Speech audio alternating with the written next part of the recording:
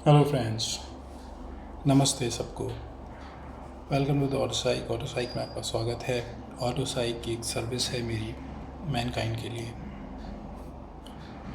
एक सेवा है, एक जन सेवा है। क्योंकि अभी लोग बहुत ज़्यादा परेशान हैं अलग अलग वजहों से। ऑटोसाइक देखने में ऐसा लगता है जैसे किसी ऑटोमोटिव चैनल का नाम है। ठीक है, अच्छी बात है, हाँ है। यहाँ बहुत सारी बातें होंगी ऑटोमोबाइल्स के लिए, ठीक है। बट ऑटो साइक जो टर्म है ये डिनोट करती है, साइक से साइकोलॉजी है, ऑटो से ऑटोमेटिक है। जो चीज़ आप नहीं सोच पा रहे हैं उसको यहाँ कोई आपके लिए सोच रहा है, ठीक है। तो कुछ चीज़ों के हल मेरे पास हैं, ऐसे बहुत सारे लोग हैं वो आपको अलग अलग चीज़ों के बारे में बता सकते हैं।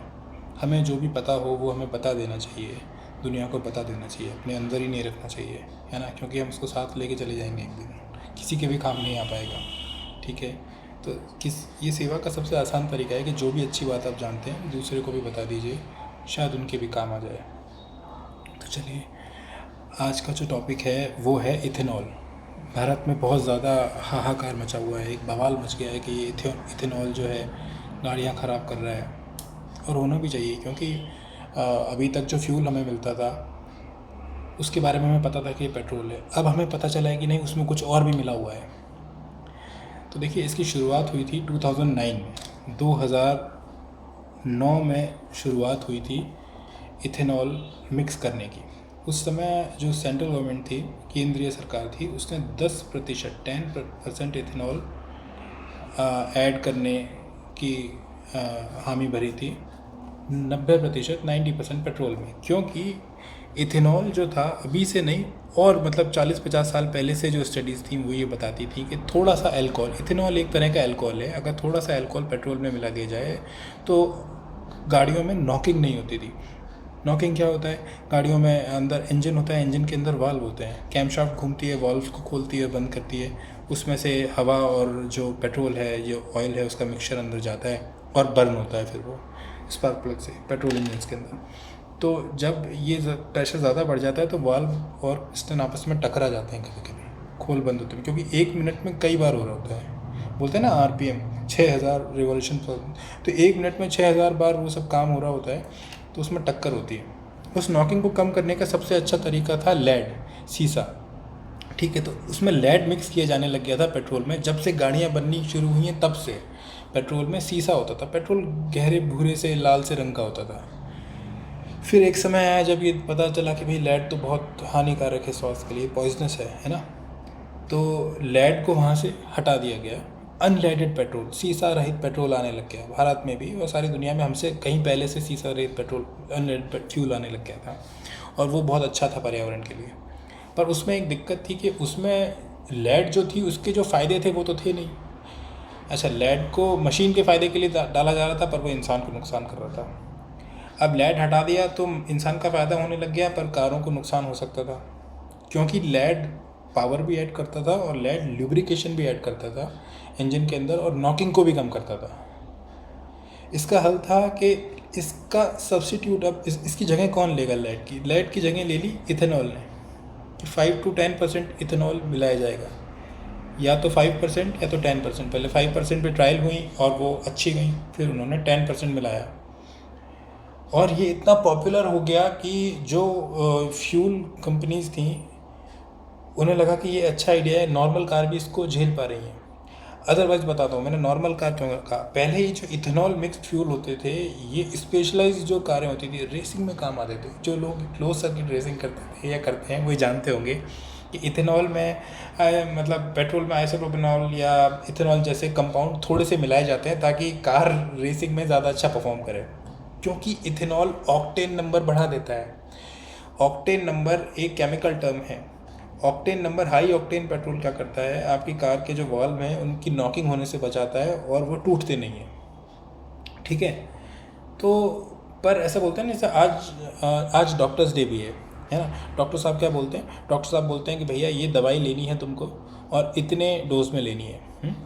अगर इस डोज से ज़्यादा मत ले लेना यार, देखो नहीं तो फिर दिक्कत होगी। इतनी ही लेनी है, जितनी बताइए उतनी ही डोज लेनी है, और उतनी ज़रूर लेनी है। तो ये दवाई हमारे लिए अमृत है ना। पर हम ज़्यादा ले लें तो वो जहर वाला काम कर सकती है। तो ऐसे ही हमारे शास्त्र भी बोलते हैं, एक मात्रा से अधिक हो जाए तो अमृत भी विष बन जाता है। 10% 5% इथेनॉल बहुत अच्छे थे। उसके बाद 12% इथेनॉल वाला पेट्रोल भी हमारे यहाँ आता था। किसी किसी में 12 होती थी, किसी में 10 होती थी कंसंट्रेशन। आपने कभी नाम सुना होगा पावर पेट्रोल, XP95 पेट्रोल। जब आप वो लेने जाते हैं पेट्रोल पंप पे, पेट्रोल ख़रीदते हैं, तो उस समय किसी किसी नोज़ल पे पावर पेट्रोल इस तरह से नाम लिखे होते हैं। स्पीड पेट्रोल देखा होगा आपने, कौन सी कंपनी का मुझे याद नहीं है, बट ये सब कि या तो इंडियन ऑयल का है या BP का है या HP का है। स्पीड नाम से पेट्रोल, ये सब क्या थे? आप सोचोगे तो आपको हंसी आएगी। इन सब के अंदर जो सरकार 5% मिलाती थी, थोड़ा उससे ज़्यादा करके 10 से 12% इथेनॉल हो सकता था। इसमें इथेनॉल भी होता था, इनमें और भी थोड़े से एडिटिव्स और होते थे, फ्यूल एडिटिव्स और होते थे कि वो इंजन को जैसा लेडेड पेट्रोल में जैसी पावर मिलती थी ना, लेड वाले पेट्रोल में वैसी पावर, वैसा माइलेज, ज़ोरदार पिकअप मिले, पर लेड वाले पेट्रोल वाला पॉल्यूशन ना मिले, इंजन अंदर से ख़राब नहीं हो। जो ये फ्यूल एडिटिव्स होते थे इन पेट्रोल्स में डले हुए, वो जो एडिटिव होते थे वो मतलब विटामिन का काम करते थे, वो पॉजिटिव होते थे, वो विटामिन का काम करते थे। और ये अपने ऐड भी ऐसे ही करते थे, पेट्रोल विद विटामिन। फाइन। तो हम ये जो पावर और ये पेट्रोल ख़रीदते थे, ये एक्चुअली हाई ऑक्टेन पेट्रोल होते हैं, अभी भी मिलते हैं, और इनमें भी इथेनॉल और पहले से आ रहा है, पर इनसे गाड़ी ख़राब नहीं होती थी, इनसे उतनी खराबियाँ नहीं आई थी। हालांकि मैन्युफैक्चरर जो पुरानी गाड़ियाँ थी ना, उन पर ये लिख के देते थे, जो केवल E5 कंपेटिबल थी या E0 वाली गाड़ियाँ थी, उनके लिए मैन्युफैक्चरर ये बोलते थे कि इनमें हाई ऑक्टेन फ्यूल नहीं डालो, जो स्पेशलाइज्ड गाड़ी हैं उनमें डालो। अब जो है ये कंसिडरेशन बढ़ा के E20 कर दी गई है ना। अब हो गया है E20 में है जो इथेनॉल की कंसंट्रेशन है वो 20% हो गई है। ऐसा पेट्रोल कई देशों में सेल हो रहा है, बस फ़र्क ये है कि वहाँ पर नॉर्मल वाला भी सेल हो रहा है, वहाँ पर अभी भी E10 भी मिलता है। तो जो इम्पोर्टेड मोटरसाइकिल्स हैं, जो इम्पोर्टेड कार्स हैं, उन पे बहुत सी कारें ओरिजिनली E10 हैं, अभी भी यूरो 6 हैं, पर वो E10 है। अब दिक्कत कहाँ शुरू हो रही है कि E20 पेट्रोल तो आ गया है, पर सारी गाड़ियाँ E20 नहीं है। जो E20 कार हैं वो सन 2023 के बाद में आई हैं, ठीक है। मैन्युफैक्चरर्स जैसे कि होंडा, मारुति सुजुकी, हुंडई, इन्होंने एक सम्मिलित रूप से स्टेटमेंट दिया है कि हमारी जो E20 वाली कारें हैं उनको बिल्कुल भी कोई दिक्कत नहीं आने वाली है। उनमें आप 20% इथेनॉल का पेट्रोल डाल सकते हैं। उन्होंने 20% का अलाउ किया है, और केवल 20% तक का ही अलाउ किया है, उससे ऊपर का अलाउ नहीं किया है। अब इतनी हमने तारीफ़ कर दी इस वाले कि इथेनॉल के पावर पेट्रोल होता था, ये होता था, वो होता था, ये तो बड़ा अच्छा चीज़ थी। नहीं, पर देखिए इतनी ही तारीफ़ करी जा सकती थी, इससे ज़्यादा नहीं करी जा सकती है, ठीक है। अब बात ये है कि पुरानी वाली गाड़ियों का क्या होगा जो E10 पे चलती थी। असल में इथेनॉल तो चीज़ है, आपने इथेनॉल से पहले हम पेट्रोल को जानते हैं और हम डीज़ल को भी जानते हैं, है ना। तो पेट्रोल इंजन अलग होते हैं, डीज़ल इंजन अलग होते हैं। तो इथेनॉल एक तीसरे प्रकार का फ्यूल है, तो इसका इंजन भी अलग बनाना पड़ता है। पेट्रोल इंजन में जो है पेट्रोल तुरंत आग पकड़ लेता है, तो उसका बॉइलिंग पॉइंट कम होता है, ठीक है। जो डीज़ल इंजन होता है उसका जो बॉइलिंग पॉइंट है वो बहुत ऊपर होता है, वो बहुत मुश्किल से आग पकड़ता है। इथेनॉल पेट्रोल और डीज़ल के बीच में और पेट्रोल के नज़दीक होता है, इस लेवल पर मान लीजिए। तो इथेनॉल यहाँ पर बर्न होता है, सबसे पहले पेट्रोल, फिर इथेनॉल बर्न होएगा, फिर डीज़ल। तो अब तीनों का इंजन एक सा कैसे हो सकता है, उसमें बदलाव तो करने पड़ेंगे ना। तो बंधुओं, बात यह है कि पेट्रोल इंजन जो है, अभी जो हमारे पास पेट्रोल इंजन है वो 2009 से ही, 2008 से ही, जैसे मारुति, होंडा जो हमारे मैन्युफैक्चरर थे, इनको पता था कि नई ब्रांड आने वाली है, तो इन्होंने पहले से इंजन को अपग्रेड करना शुरू कर दिया था। ख़ास तौर से होंडा ने कर दिया था, मारुति इस पे काम कर रहा था, और भी लोग इस पे काम कर रहे थे। अब इन्होंने E20 इंजन भी बड़े आराम से उतार दिए, क्योंकि E20 और E25 पेट्रोल तक को तो नॉर्मल पेट्रोल इंजन भी थोड़ी सी ट्यूनिंग के साथ में आराम से मैनेज कर लेते हैं। पर E25 से ज़्यादा किसी भी सूरत में ये वाले इंजन काम नहीं करेंगे। वो इंजन अलग होंगे, उन पे फ्लेक्स फ्यूल इंजन लिखा होगा, उनको अलग से बनाया जाएगा क्योंकि उनके हेड चेंज करने पड़ेंगे। हेड की डिज़ाइन अलग होगा, कैम शाफ्ट्स अलग होगी, वॉल्व ओपनिंग अलग होगी, वॉल्व की टाइमिंग अलग होगी। केवल वो 10-15 हज़ार का किट लगा देने से वो अच्छे से काम नहीं करेंगे। ये कह रहे हैं कि वो चल पड़ेंगे, है ना।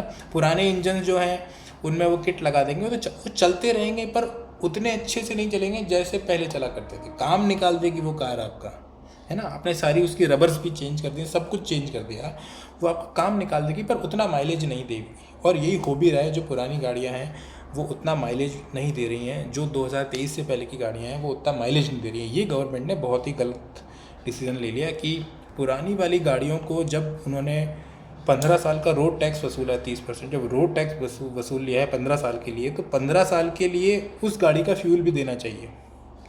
हाँ, अगर इनको मतलब किसी भी तरह से कीमत कम नहीं रख पा रहे हैं तो थोड़ा सा महंगा करके उसको फ्यूल एटलीस्ट मिलता रहता है। क्योंकि जैसे जो बड़े बुजुर्ग हैं, जो रिटायर्ड पीपल हैं, जिस कार में वो अब तक चलते आए हैं उसकी उन्हें अच्छे से आदत है, और वो कार उनके मतलब ऐसा है कि उसको वो नींद में भी चला सकते हैं, है ना, ऐसा बोलते हैं, मतलब एग्जाम्पल के तौर पे। तो अब ये हाहाकार मच गया है कि पुरानी वाली गाड़ियों का क्या होगा। नई वाली तो चलती रहेंगी, E20 वाली गाड़ियाँ हैं, E20 जब तक मिल रहा है।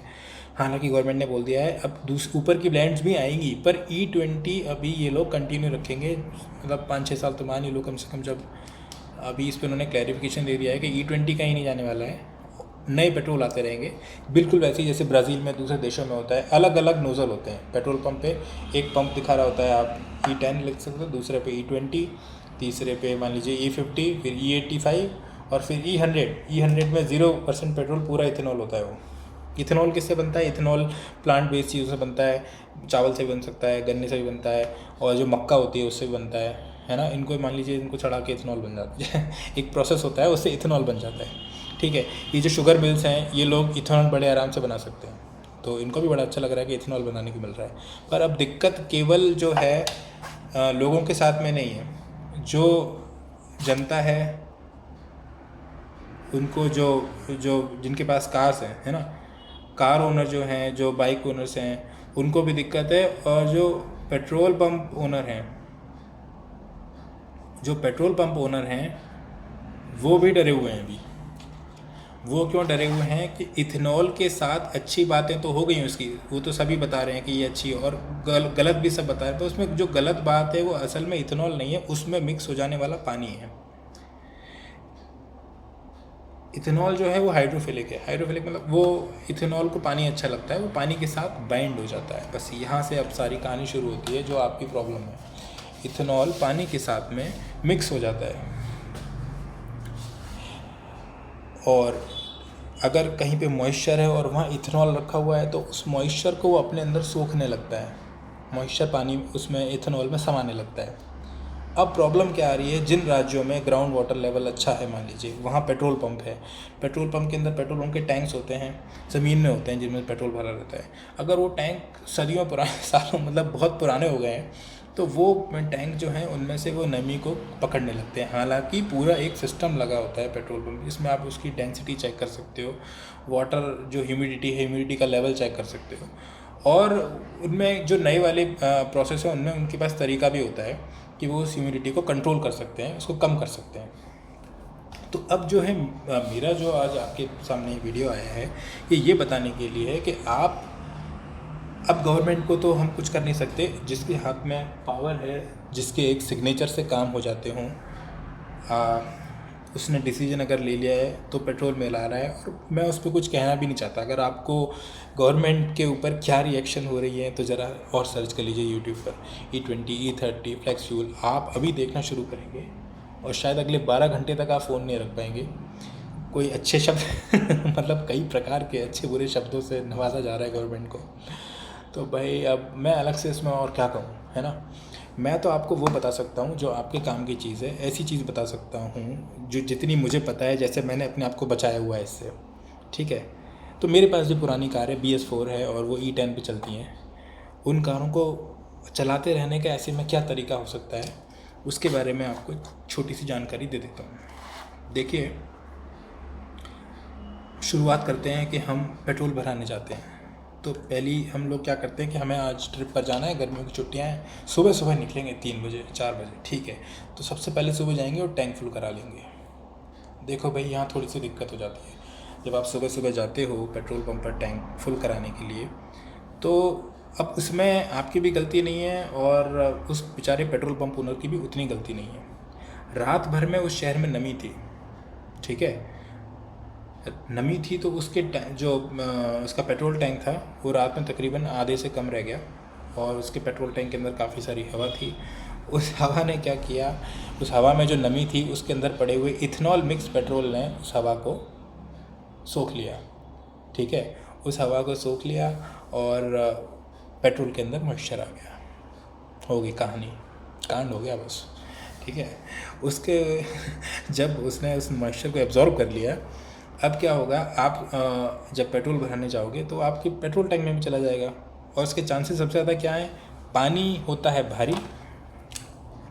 देखिए ज़रा, अगर हम इथेनॉल भर लेते हैं और पेट्रोल भर लेते हैं, मान लीजिए ये एक इथेनॉल मिक्स पेट्रोल वाला जा रहा है, ये E20 भरा हुआ है ना, तो E20 ही है मान लीजिए, आगे के नहीं भी आते हैं इसके अंदर ब्लेंड्स। तो E20 के अंदर क्या होगा, ये हवा में से नमी सोखेगा, ठीक है। नमी इसमें जाने लग जाएगी और फिर जो इथेनॉल है वो पेट्रोल से छूटकर, समझे, वो इथेनॉल पेट्रोल का कर देगा त्याग और उसका संगम हो जाएगा आपके पानी के साथ में, ठीक है। तो इथेनॉल प्लस वाटर मिल जाएगा। अब ये जब आपस में बाइंड हो जाएंगे, जब पानी मिल जाता है जहाँ पे, तो तेल पानी से अलग हो जाता है, समझे। तो ये ऊपर तो भरा रह गया पेट्रोल और पेट्रोल पंप के नीचे तले में भरा रह गया इथेनॉल और पानी। अब आप सुबह सुबह पहले ग्राहक थे, पहले कंज्यूमर थे जो पेट्रोल पंप पे गए, ये पाइप अंदर डला हुआ है, ठीक है, इसमें से इसने उठा लिया। जब ऊपर मशीन चली पेट्रोल भरने वाली, तो उस मशीन ने इसमें से उठा लिया सीधा का सीधा पानी और इथेनॉल और वो आपकी गाड़ी में भर दिया गया, ठीक है। अब आप काम पे जा रहे हैं, अपनी बाइक में भरा रहे हैं, या आप छुट्टी बनाने जा रहे हैं गर्मियों में, तो अपने अपने पूरे कार टैंक फुल करा लिया। अब वो आपकी कार में चला गया और रास्ते में आपकी कार झटके खाने लग गई, बस इतनी सी बात है। तो आपको कोशिश ये करनी है, पहली तो आपको फर्स्ट ट्राई क्या करना है कि मॉर्निंग में पेट्रोल पंप वाले को टाइम देना है कि वो अपने सेटअप को रेडी कर ले, ठीक है। तो मॉर्निंग्स में फर्स्ट कस्टमर नहीं बनना है, पहली बात तो ये। अब आपने पेट्रोल भरा लिया, आप गाड़ी चला रहे हो और आप घूमने गए या नौकरी पे गए, ठीक है, वापस भी आ गए। अब क्या हुआ, अगले दिन छुट्टी थी या छुट्टियां थी, फिर आपने गाड़ी को खड़ा छोड़ दिया। कैसे खड़ा छोड़ा, अगले कई दिनों के लिए, कई दिनों के लिए। ये नहीं करना है, गाड़ी को कई दिनों तक के लिए खड़ा नहीं छोड़ना है, ठीक है। इससे क्या होगा, वही होगा जो उसके पेट्रोल टैंक में हुआ था, जो उस बेचारे के पेट्रोल पंप वाले के पेट्रोल टैंक में हुआ था, वो आपकी गाड़ी के पेट्रोल टैंक में हो जाएगा। पानी और तेल अलग हो जाएंगे, फिर जब गाड़ी स्टार्ट करोगे तो गाड़ी बंद हो जाएगी। तीसरा आप क्या कर सकते हो, अब आप E10 भरा रहे हो या E20 भरा रहे हो, है ना, आपकी गाड़ी मतलब E10 है, आपकी गाड़ी E20 है, तो पहले दो काम तो आप ये कर सकते हो। तीसरा ये करो कि अपनी गाड़ी को सही गियर में चलाओ। सही गियर में चलाते हैं मतलब हम क्या करते हैं, गाड़ी के RPM कम रखेंगे और पेट्रोल बचा लेंगे, इस चक्कर में हम जल्दी से फोर्थ लगा देते हैं, जल्दी से थर्ड लगा लेते हैं, ठीक है। तो ऐसे में ज़्यादा फ्यूल जाता है कंबशन चैम्बर के अंदर, क्योंकि गाड़ी बंद होने लगती है तो गाड़ी ज़्यादा फ्यूल खींचने लगती है, इंजन कंट्रोल यूनिट इसको गवर्न करती है। और जब गाड़ी ज़्यादा अंदर फ्यूल खींचने लगती है उतना बर्न नहीं हो पाता, वो फिर यहाँ वहाँ चिपक जाता है दीवारों पे। तो जितना फ्यूल जाए वो पूरा बर्न हो जाएगा ना। जैसे आपने जितना खाना खाया आपने पूरा बर्न कर लिया तो बॉडी बन जाएगी, आपने ज़्यादा खाना खाया और आपने उतना बर्न नहीं किया तो शरीर में जमा हो जाएगा, फिर वो चर्बी कहलाएगी और आपको बीमार करेगी, ठीक है। तो आपको यही करना है कि उसको जो है जितना आपने फ्यूल डलाया है उसको यूज़ कर लीजिए, अननेसेसरी फ्यूल भरा के गाड़ी को कई दिनों तक मत छोड़िए। जिनके पास मोटरसाइकिल, जैसे मान लीजिए आपकी रेगुलर जो कम्यूटर मोटरसाइकिल जो लोग यूज़ करते हैं, छोटी मोटरसाइकिलें 150 सीसी 200 सीसी, उनके जो पेट्रोल टैंक है वो बड़े आराम से खुल जाते हैं। 1 बोल्ट आगे होता है, 1 बोल्ट पीछे होता है। तो उसको गाड़ी को जब अगर स्टोर करना है, आपको कहीं बाहर जा रहे हो, तो आपको इसको एम्प्टी करके रखना है। और जिनके पास BS4 मोटरसाइकिल्स हैं उनके लिए तो बहुत ईजी है। उनके लिए टैंक एम्प्टी करने के लिए, क्योंकि उनमें वैसा फ्यूल पंप नहीं है, साइड में नॉब होती थी रिज़र्व पे लगाने वाली और ऑफ़ करने वाली, उसमें से पाइप निकाल के उसको ड्रेन कर दीजिए। उसमें फ्यूल भरा मत छोड़िए। कार्बोरेटर ख़राब हो सकते हैं पुरानी गाड़ियों के, उनमें फ्यूल भरा मत छोड़िए। मतलब जो जा रहा है वो बर्न होता जाए, रखा हुआ नहीं छोड़ना है अंदर, ठीक है ना। रात में अगर मुंह के अंदर आप खाना छूट जाता है तो फिर सुबह बदबू आती है और दांतों में कीड़े लग जाते हैं। इसलिए बोलते हैं ना रात में ब्रश करो। तो जैसे मुंह में खाना नहीं रहना चाहिए, शरीर में जैसे ज़्यादा चर्बी नहीं रहनी चाहिए, वैसे आपकी गाड़ी में भी जो उसका खाना है, पेट्रोल है, वो लंबे टाइम तक पड़ा हुआ नहीं रहना चाहिए। आज पेट्रोल की बात कर रहा हूँ इस वाले वीडियो में, अभी अगला वीडियो बनाते हैं उसमें डीजल की बात करेंगे, ठीक है। तो सही गियर में गाड़ी चलानी है, पेट्रोल टैंक्स को क्लीन करते रहना है। मतलब आपको अपनी गाड़ियों का मेंटेनेंस थोड़ा एक्टिव करना पड़ेगा, पहले की तरह नहीं fill it and forget it, ऐसा वाला काम नहीं चलेगा, ठीक है। तो पेट्रोल पंप ओनर को भी यही चाहिए कि वो अपना जो पेट्रोल टैंक है उसको क्लीन करवाते रहें। और जितना उनको पेट्रोल आपको बेचना है ना, उतने ही टैंकर आप डिपो से मंगवाओ, जितना टैंकर आप खाली कर सकते हो। क्योंकि अभी बारिश का मौसम आएगा, एनवायरनमेंट में नमी और ज़्यादा बढ़ जाएगी, तो फिर और दिक्कत आने लग जाएगी। बारिश के मौसम में दिक्कत और बढ़ेगी, ठीक है। अभी जिन शहरों में सूखा है वहाँ पे भी अभी और पानी ज़्यादा मॉइस्चर आ जाएगा, तो उनको और ज़्यादा प्रॉब्लम फेस करनी पड़ेगी, ठीक है। So monsoon will not be good for ethanol content petrol. ये इन चीज़ों का आपको ध्यान रखना पड़ेगा। दूसरा, जो पुरानी गाड़ियाँ हैं उनके रबर्स ख़राब हो जाते हैं, तो उनकी फ्यूल लाइंस को आप फ्रीक्वेंटली चेक करा लीजिए। हर सर्विस पर बोल के कराइए कि भाई ये पुरानी गाड़ी है, इसमें इथेनॉल जा सकता है, इसको चेक करिए। अब डीजल फ़िल्टर जो होता है वो डीजल में से पानी को अलग कर देता है, पर जो पेट्रोल में फ्यूल फ़िल्टर होता है वो इतना इफ़ेक्टिव नहीं होता है कि वो पेट्रोल में से पानी अलग कर दे। हालांकि पेट्रोल पंप्स के अंदर जो मशीनें होती हैं उनमें, नई मशीनों में ये टेक्नोलॉजी होती है कि वो सेपरेट कर देती हैं बहुत हद तक। और इथेनॉल जब रेसिंग कारों में, या पहले जब रेसर्स मिलाया करते थे, तो वो इसलिए मिलाते थे ताकि अगर थोड़ा बहुत पानी ट्रैप हो भी जाता है तो इथेनॉल के साथ में बाइंड होके बड़े आसानी से इंजन में बर्न हो जाए।